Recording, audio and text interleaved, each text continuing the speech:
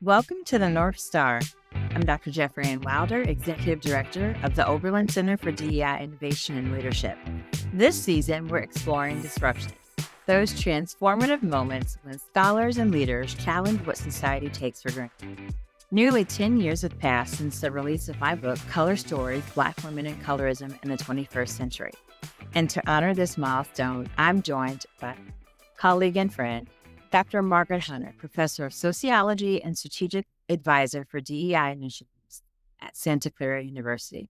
Dr. Hunter is a trailblazer in colorism studies, author of Race, Gender, and the Politics of Skin Tone, and one of the foremost voices on how colorism operates within communities of color and across generations. Her work interrogates how skin tone shapes access, beauty, belonging, and opportunity, and what it means to pursue equity in a world shaped by both racism and colorism. Welcome so much, Dr. Hunter. Thank you. Thanks for the invitation to be here and talk with you. So it really is a pleasure. And we actually saw each other a few months ago at the American Sociological Association. It had been a really long time since I had been in essays, but I had the opportunity to be there because you hosted a panel session on the future of colorism in the workplace. And I have to say, it was, to be honest, one of the highlights of my career to be in conversation at the ASAs, at a panel, invited panel, I might add, by you. So thank you so much for that. And before we get into your work on colorism, I have to, if you wouldn't mind, I have to share a story that I shared at ASA about how meaningful your work has been for me over the course of my career as a sociologist. So while I was a graduate student, and it's been some years since I was a graduate student, I always knew that I wanted to study colorism because it was something that I learned about as an undergraduate student at Allegheny College, and it was so very intriguing to me. And when I learned about colorism sociologically, right? So I'm a Black woman, so I knew about colorism just as a Black person. But when I learned about colorism as a sociologist, I wanted to know as much as I could. So I tried to find as much as I could find out about colorism. And I wanted to soak it up like a sponge, right? Anything about colorism that any person had written sociologically, or really, really anything, I wanted to know as much as I could. And so when I got into my master's degree program, I wanted to explore that for my master's thesis. And I was so excited to sort of jump right in. And I remember, I'll never forget being in my advisor's office at an unnamed university in the Department of Sociology, and just being so excited to share with my advisor that I already knew what I was going to study, right? I was going to study colorism, and this is why I wanted to study it. And these are all the people that I've already learned about. I'm so excited to learn more. And my advisor kind of stopped me sort of in my tracks, really disrupted me and said, no, you can't study that because colorism isn't sociological. And this person literally took the wind out of me, knocked the wind out of me, right? Was so devastated to hear those words. Colorism isn't sociological. And I knew better, right? Because I had already read all these people, folks that looked like me who were studying colorism, who had studied colorism from Du Bois and on many, many years prior to. And this person told me, no, you can't do that. And I decided that, first of all, that person was wrong because I knew better, and that really wasn't the best space for me.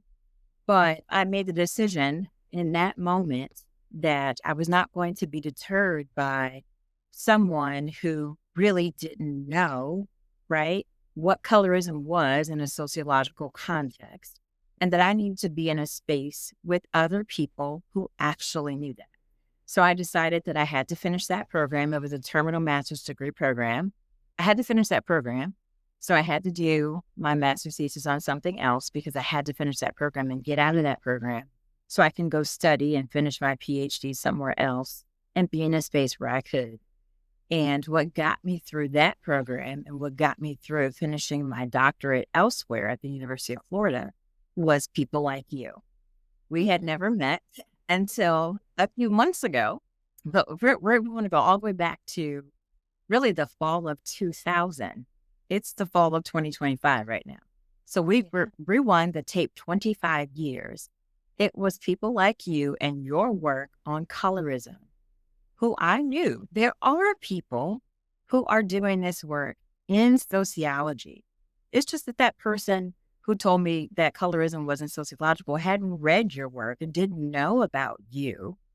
But it was the community of scholars, of people who I hadn't met, but I could read and had access to, that really kept my light going. So I want to say thank you. I had the opportunity to thank you in Chicago at the ASAs, but I want to take this opportunity to say thank you again for doing that work, for continuing to do the work, because I think that's why we do this work as sociologists, right? Because it is so very important to bring the work that we do from the margins to the center. So thank you. I believe in giving folks their flowers while they're still here, right?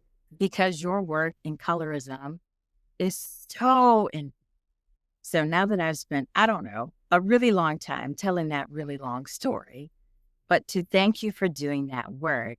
And so what I want to ask, because that was a really long tee up to this question, is what got you to the point? My book is called Color Stories. And so I'm really interested in what got you so interested sociologically in colorism and what brought you into that sociological exploration of skin tone among women and folks of color. Yeah. Thank you, Jeffrey. And I really appreciate you kind of tracing your own intellectual history. And I'm humbled to be a part of it for sure. And as you were talking about the obstacles and the kind of lack of sociological imagination of some of the prior mentors or thesis advisors or whatever, it really did make me think about how lucky I was to have the advisor I had in graduate school. My advisor was Walter Allen. He's a professor now of education, but then of sociology. And he was just is just a tremendous, tremendous person, scholar, etc. And I came to graduate school with an interest in colorism, but I was interested in a lot of things about race. And so there was a kind of serendipity because he was working on a project and he was interested in doing some analysis of some existing data that had a skin color variable. And that really kind of solidified our working relationship on skin color. And that led to those probably early publications that you read way back then. Yeah. I was really grateful to participate in. So, yeah, how did I get interested in this? I'm a mixed race person, black and white, and I grew up in a pretty black and white city in Toledo, Ohio, with a black father and a white mother. And I think my experience growing up was I was around a lot of black folks and I was around a number of white folks also. And I think my sense of race was sort of shaped by that. And I also, especially by high school, I think, but even earlier, was really attuned to the privileges of light skin that I felt like I was experiencing, especially in relation to other Black women who were close friends who were darker than me. Just in terms of simple things like who's asked to represent our school at some kind of public event or who is asked to give the remarks to the class, those kinds of things. And then I think what we all are very attuned to are the complicated color dynamics in the dating experience, especially for heterosexual young people, but for everyone to the extent that the beauty regime is deeply invested in colorism. And that's as part of what I've written about over the years. So I think sort of my own personal background combined with a deep intellectual interest in race on all topics has kind of kept me in this space. But I remember also having some moments of real discouragement over the years. on this topic as well. I remember when I was finishing my book and arguing with the press about what the title should be. And I wanted it to be Color Struck, colon, something, something, something, sociological. And I remember that they were really like, no one's going to know what your book is about. People are going to think it's like an art history book. And it was such it was such a sense of like, this topic is niche. No one's going to really know what this is. And it Wow. was a real kind of minimization that I was really frustrated with. I lost that battle and I ended up with a very, as you know, direct and bland title. But I think there have been over the years lots of opportunities for people to want to push this to the side for various reasons. Though I would say in the past couple decades, I mean, the amount of work in this field has just exploded, and it's been really wonderful and enriching to read how much more we now understand it beyond our sort of own personal experiences and anecdotes and stuff. Like the level of sociological understanding is just really incredible now. Yeah. I recall while we were at the ASAs at the panel, there was the Q&A session, and there was a doctoral student who during the Q&A stood up and made a comment about, and it wasn't disparaging in any way, shape, or form, but in her critique of sort of the current research on colorism, I think she said something about the current scholarship being sociologically shallow, which I found to be it was like very refreshing, right? It was like, oh, wow, it's kind of nice, right? To get to the point where someone, like, we've got enough literature out there for someone to say, y'all not doing enough, right? That it's actually kind of cool, right? Like, Yeah, oh, that's it's nice. nice, Love it. Yeah. right. To get at this point, like pushing us to do more. Well, there still isn't a whole lot out there, right? But to get to that point where someone is really pushing us beyond, like, that's great. We've talked enough about beauty. You've talked enough about beauty standards and black, white things, but like, you need to get a little bit deeper. We could sort of take a step back because I feel like we sort of started our conversation within just, heavily entrenched within sociology for folks who, like us, who are sociologists. Let's sort of take a step back for people who may not be sociologists and are listening to this conversation. What are the major differences between, and you said you kind of stumbled into sociology stumbled into colorism because there are tons of things that interest you as a race scholar. What are the sort of main differences for folks who may not understand the difference between racism and colorism, right? What are those main key differences there, right? Because obviously they're connected, but then there are also there's some nuances there and some distinctions. How do everyday people make those nuances, make those distinctions, but also make those separations between racism and colorism? And how do people understand the difference there? Yeah, I mean, I tend to think about and racism as a problem of category. So there's lots of different ways that people are Black and they experience their Blackness in many different ways, and they're all in the category of Black. And I feel like colorism is one of the kind of embodied experiences of Blackness. And I think it really matters. And I'll use myself as an example. I identify as Black. My dad is Black. My mom is white. Sometimes people think I'm Black. Sometimes they don't. Kind of depends on the context that I'm in or the state that I'm in. And so my experiences of racism exist. And they're also different than the experiences of racism of other Black people who might be darker than me. And so I like to think of it like there's some commonalities.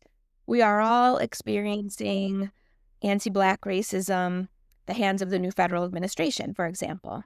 On the other hand, the ways that we experience it differ a lot by class, by educational status, by region of where we live, by skin tone, by gender. So I see it as one dimension of how we experience racism and a particularly embodied dimension of that.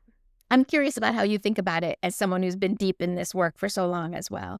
So to me, they are, of course, part and parcel, right? So you cannot, colorism is a byproduct of racism, right? So it is a piece of that, maybe an intended or unintended consequence of that, right? So it's sort of a offspring of that, Mhm. if you will.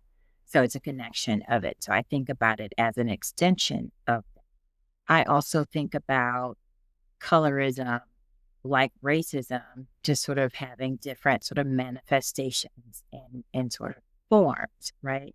A lot of times, what I find so fascinating about colorism, and to me, one of the things I've been very, very fascinated about and very interested in is really wanting more people to think about colorism from a theoretical perspective, right? Spending more time thinking about the manifestations of colorism theoretically, right?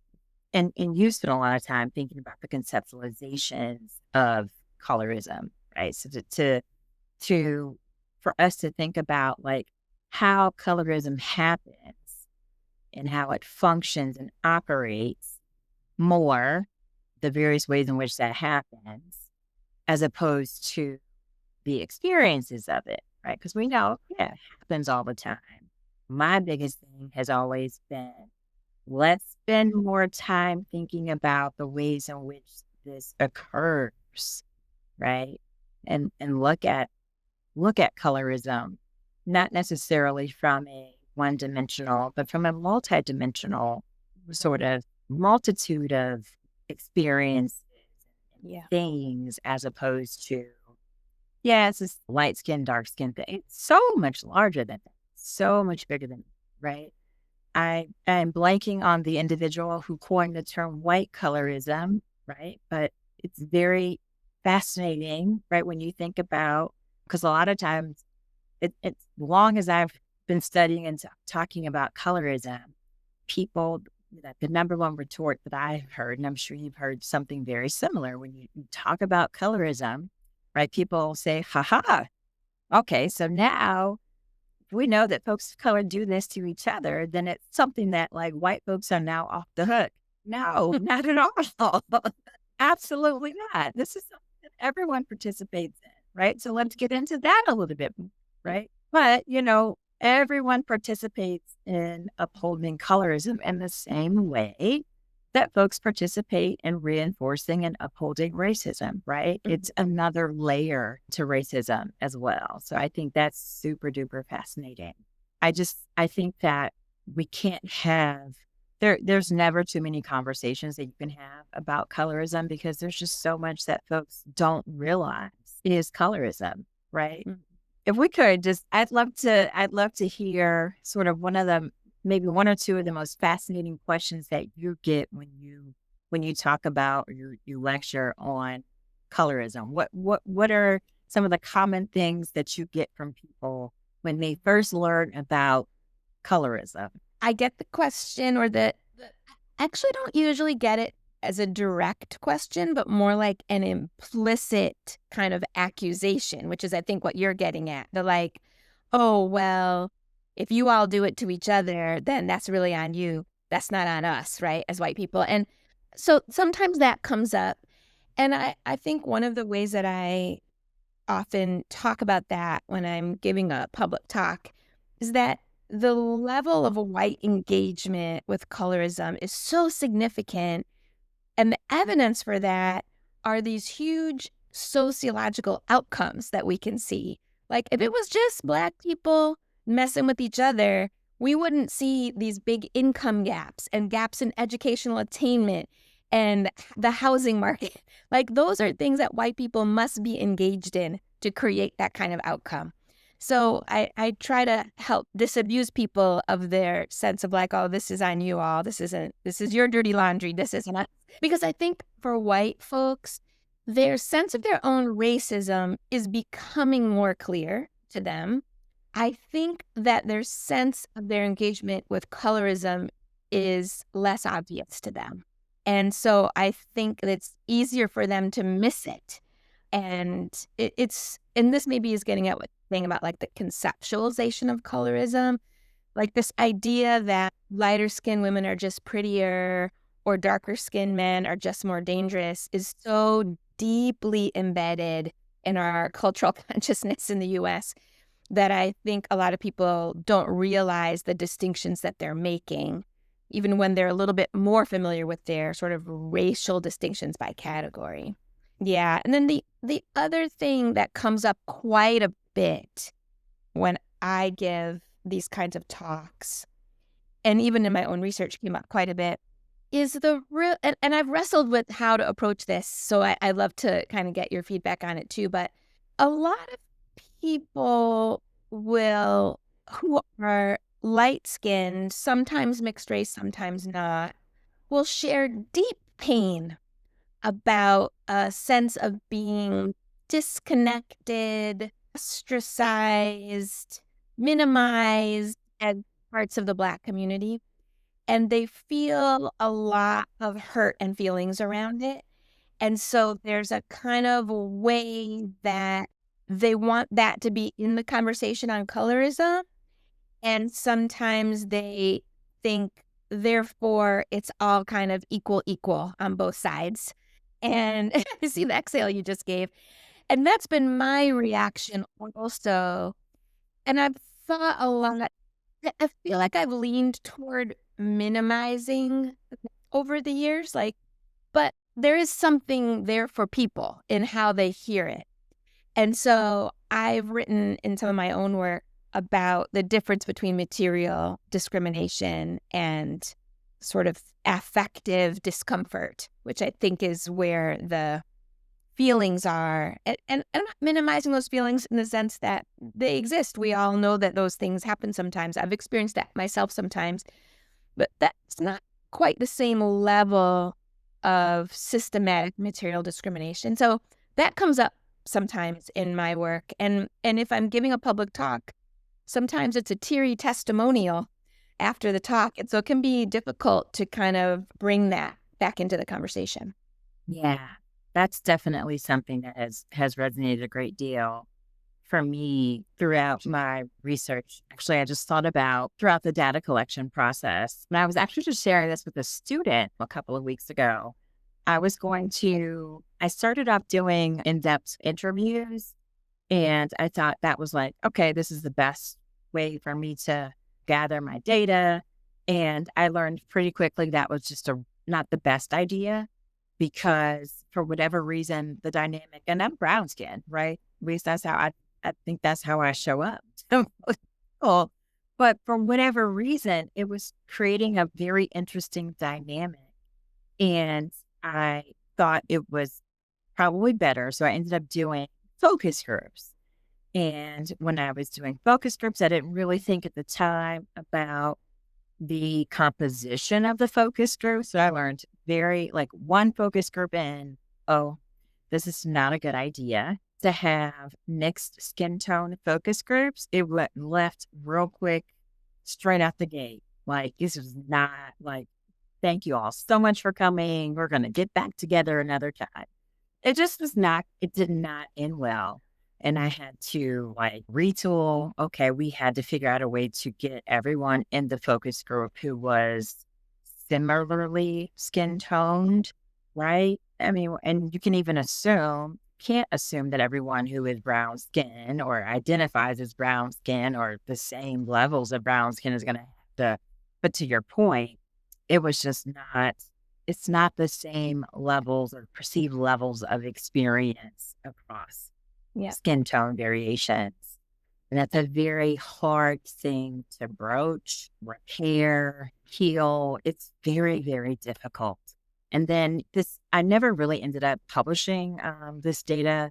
And I thought at some point I'd come back to it. And then, gosh, here we are 15, 20 years later, mother-daughter experiences, particularly when you have moms and daughters who are different skin tones and that sort of thing. That's pretty fascinating. And at this point, the folks who I interviewed are older millennials, right? And so now you got Gen Z. So these folks are like in their 40s and nobody cares about them anymore. But yeah, I mean, they're not young anymore, right? The focus is now on Gen Z. But you're absolutely right. This sort of experiences that folks have and what folks deem as, I don't want to put pain in quotes because that's not fair, but there are varying perceptions about levels of pain across that spectrum, which is all real and valid, but it is just there are varying levels of that, which is very interesting. And there's just so many dynamics to colorism that I don't even think that we haven't even scratched the surface on. We just haven't. And then when you think about strictly skin tone, okay, let's talk about skin tone and hair. And I mean, there are just all these different variants there. And I have two girls, and I read about, at least in my book, my oldest daughter was born. My youngest daughter is 4, so she wasn't born. But just having my oldest daughter and all the comments that people made about my daughter. And my youngest daughter is lighter skin tone. I mean, just so many. It's just so fascinating. It's very, very fascinating. We got to collect some more data. It's very, very interesting. I think it would be interesting to do a project on this sort of, and I'm sure some people have, but that really focuses on the sort of affective experiences of colorism. Because I think my gut feeling is like what's happened is that light-skinned women in particular have kind of cornered the market on the affective part.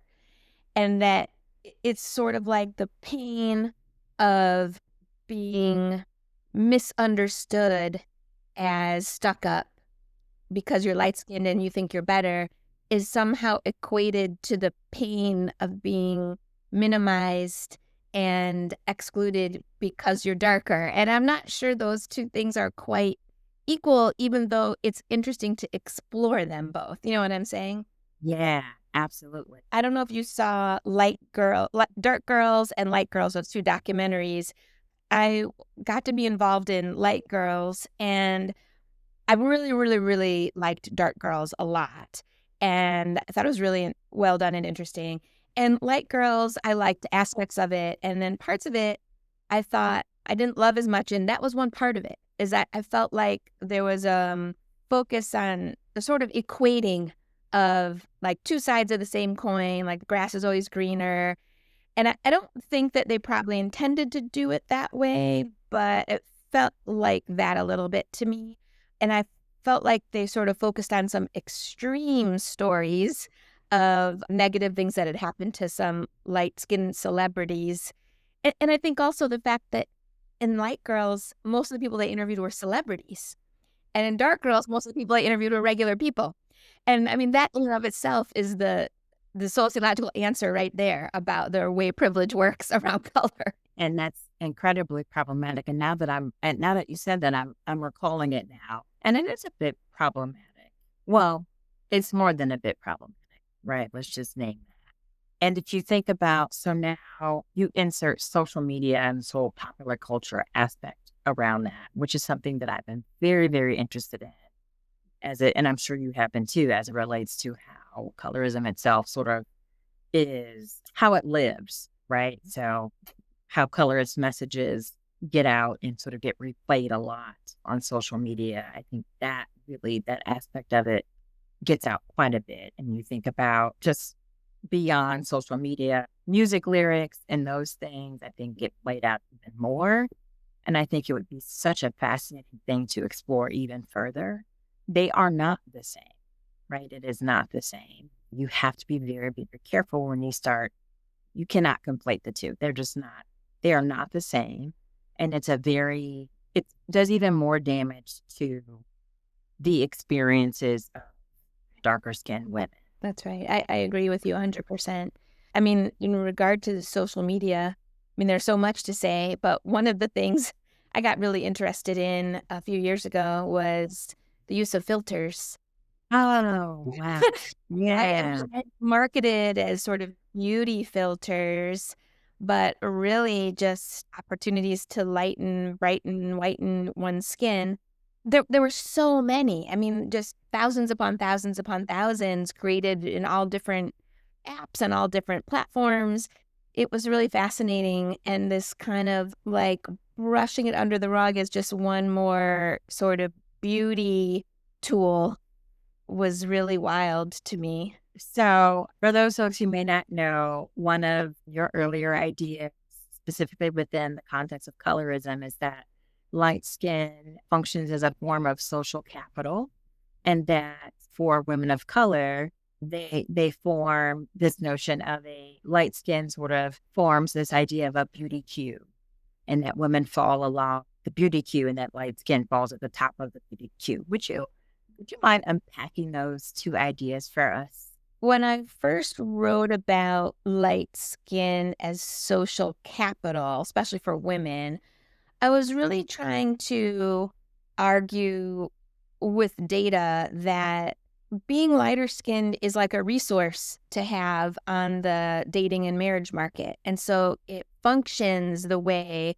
a college degree functions or middle class status functions, that it puts you up higher and makes you more competitive for more elite partners. And I think that was something that people talked about casually, kind of colloquially, but there wasn't really much data for, or at least no one had really like looked at it. And once we started looking at it, it was like, oh wow, you can actually see this in the survey data. Like it was, to me, I was blown away by that. And from there, I argued about this idea of the beauty queue, like a queue meaning like a line, that in a patriarchal, racist society like the United States, women's appearance matters tremendously in their marriageability or dateability, and their bodies have this outweighed importance in their own status. And so there's like a queue of the most desirable women, highest status women by beauty at the top and lower at the bottom. And that skin color plays a big role in this ranking.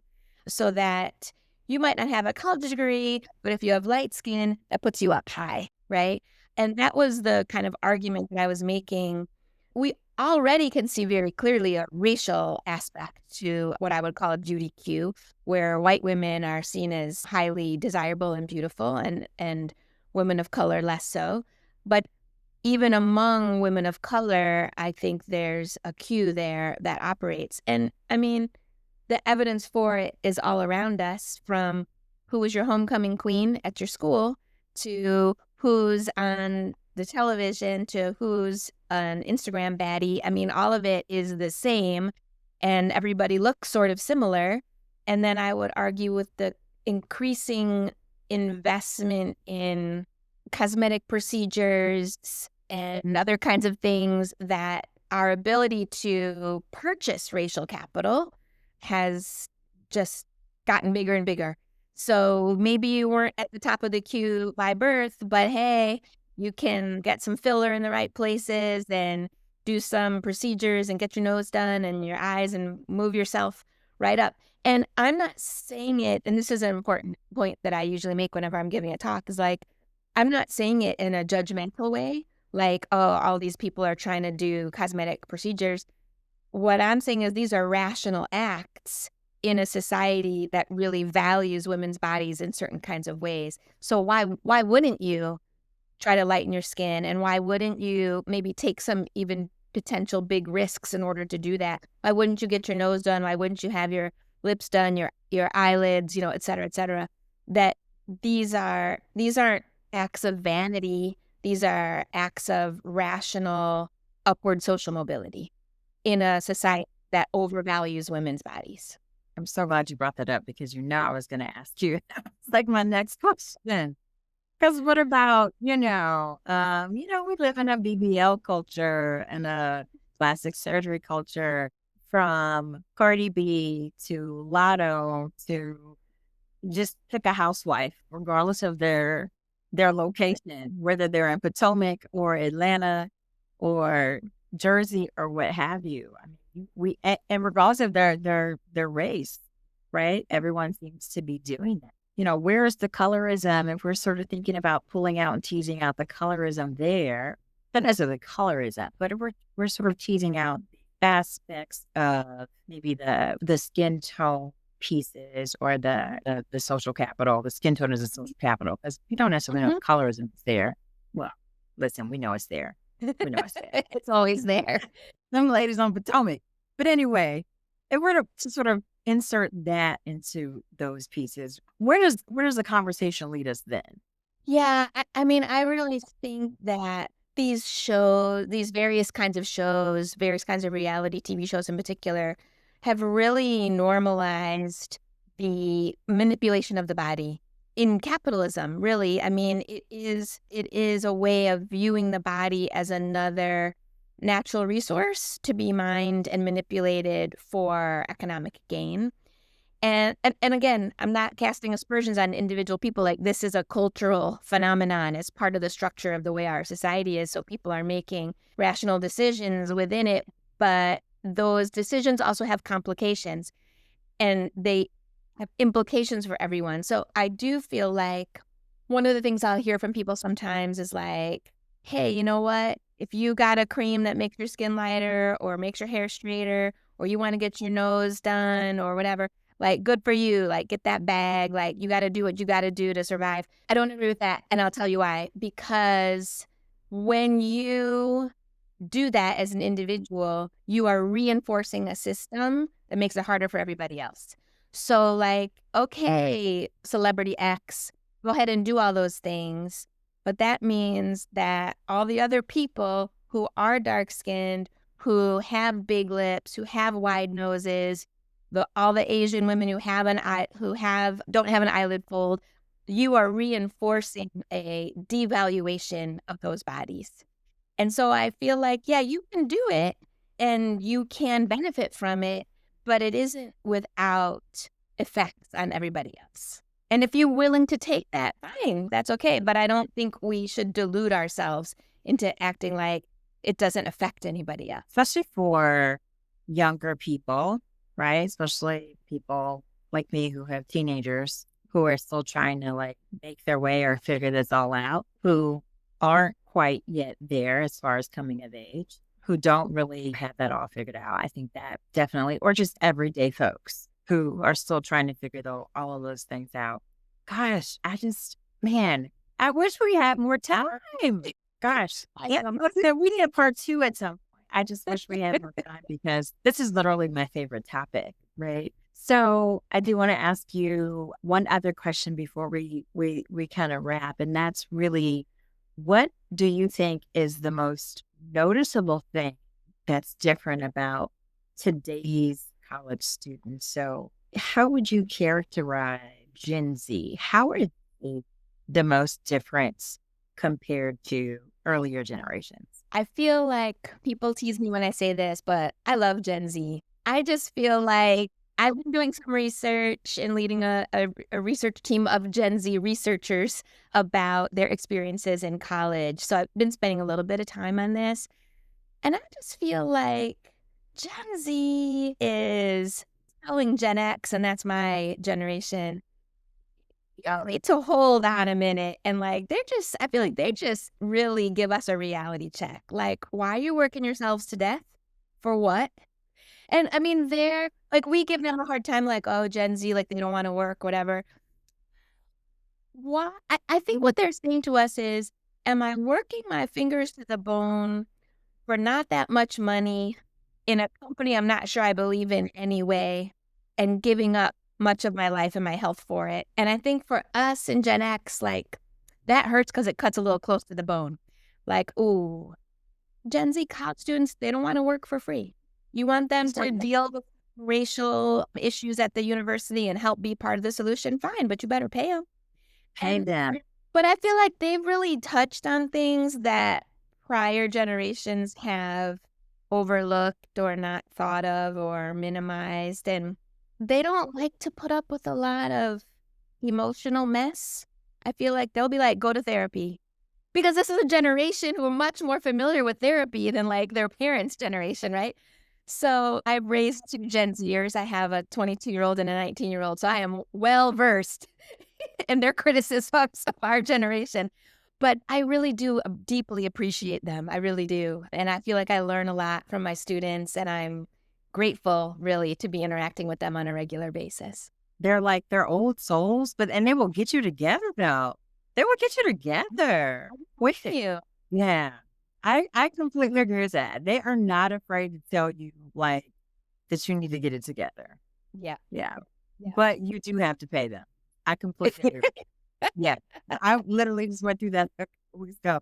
Oh, yeah, but here's my rate. Like, Right. okay. Let me look at my budget. Let's see what I can I do. did all Gosh. kind of free work as an undergrad, and when I look back, I'm like, "Why did I do that?" I mean, yes, absolutely for free. Okay. No, 3 rapid fire questions. We always end with 3 rapid fire questions. Ready? Something that's made you smile big this week. I was gonna say this week. It is Monday. So something that has made you smile big this month. We'll say that this month. My daughter was just home from college over the weekend visiting, and seeing your children grow and their increased sense of self-awareness and efficacy in the world will just bring you to your knees with joy. Every time I ask that question, every time the person responds with family. Every single time. So that's good. At least a little bit. That's nice. Something that keeps you up at night. Impending authoritarianism, anti-immigrant, anti-trans agenda. Yeah, that is really keeping me up at night. Yeah, for sure.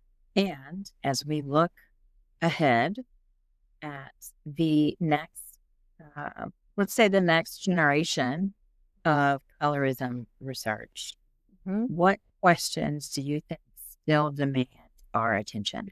I think there's still a lot to be done around colorism in the criminal justice system. And I feel like that, like stuff around criminal justice and sociology in general has really taken off over the past like 15 years or so. So I'm really looking forward to seeing more and more work there. And then I think the other piece is going to be around manipulation of the body, increased use of cosmetic procedures and AI. I think those will be the areas. And obviously, people are already starting that work. And I think we're just going to see a real explosion there. And I'm excited to see what people learn. Same here. Okay. Thank you so much to Dr. Margaret Hunter. It has always been a pleasure. And for me, again, just a continued full circle moment. I hope we have many, many more. So I appreciate you, Deborah Ann. Thank you for having me on the show, really.